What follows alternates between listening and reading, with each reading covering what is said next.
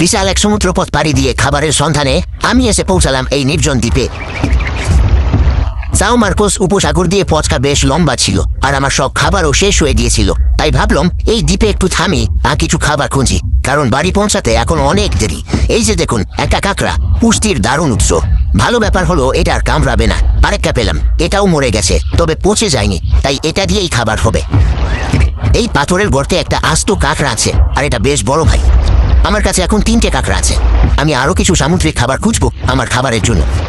দেখুন, আরো একটা পেয়েছি, আর এখন আমি রান্না শুরু করব। কাঁকড়াগুলো একটু ধুয়ে পরিষ্কার করে নিই, এবার রান্নাটা বসাই, কারণ পেটে খুব খিদে লেগেছে। জ্বালানি কাঠ জোগাড় করেছি।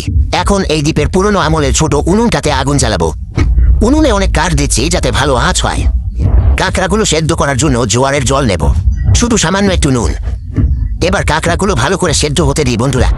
এই জঙ্গলে জামরোবা পাতাই হবে আমার থালা। কাঁকড়া তৈরি হয়ে গেছে বন্ধুরা। জলটা ফেলে দিয়ে জামরোবা পাতার উপর রাখছি। বাহ, খাবারটা দেখতে দারুণ হয়েছে বন্ধুরা। দেখুন কি সুস্বাদু, ডিমে একদম ঠাসা, দেখেই বলে জম্পেশ খাবার। দারুণ হয়েছে বন্ধুরা। বাড়ি ফেরার বাকি পথটুকুর জন্য এখন শরীরটা একটু চাঙ্গা করে দিই।